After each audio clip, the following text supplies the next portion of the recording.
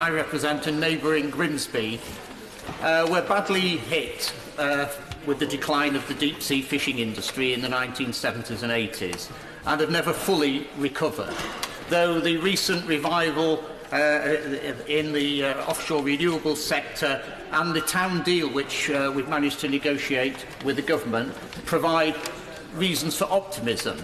And the port operators who operate the Grimsby-Immingham Port Complex, which is by tonnage the largest in the UK, are very optimistic about the future and only recently announced a £36 million investment to deal with increased container traffic.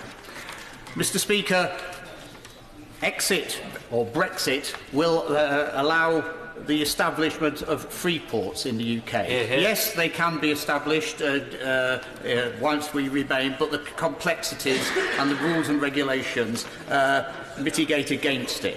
Free ports would be a major boost to my area. The benefits to investors, of course, are around duties, tariffs and tax incentives. But the free ports would provide a magnet for investment in the area. And by definition, the many coastal areas that lend themselves to free port status are in deprived areas of high unemployment. The Grimsby-Immingham area indeed ranks in the bottom quartile for deprivation. High-skilled jobs would be a major benefit. Together, the ports in the north of England handle over 10 million tonnes of goods each year and contribute £5 billion to the economy of our country. The north-south divide would be narrowed by the establishment of the northern supercharged ports, as a recent report referred to them. In the Humber, there has been a particular focus, as I mentioned, on energy, and the investments from ABP, Able UK, Ørsted and the like are providing enormous benefits. But the people voted 70% to leave the EU, and it would be wrong of me to go against that, both for personal reasons and as a true representative. In 1975, I voted and campaigned for a no vote, as it was then, and I did so because I believed that the sovereignty of our country was being taken away from us. How could I now vote for a deal which actually puts us into a backstop, which we can only get ourselves out with the approval of a foreign agency? Sovereignty means sovereignty. It cannot be dissolved in any way.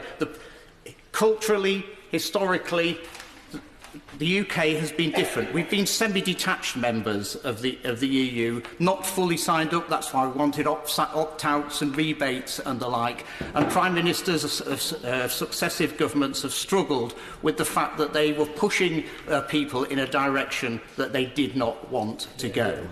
It's unacceptable, Mr. Speaker. The talk of, as we repeatedly hear, of second referendums. What if a second referendum was narrower than the first one? What if only 50.1% voted for leave? The debate would continue interminably. I firmly believe that we should reject this deal, and, Mr. Speaker, I must say there is in no circumstances that I could support it, though I do recognise that at some point we will have to coalesce around yet more compromises. That will be regrettable but inevitable. Ian Paisley. Thank you, Mr. Speaker. My constituency overwhelmingly voted against the European Union. They voted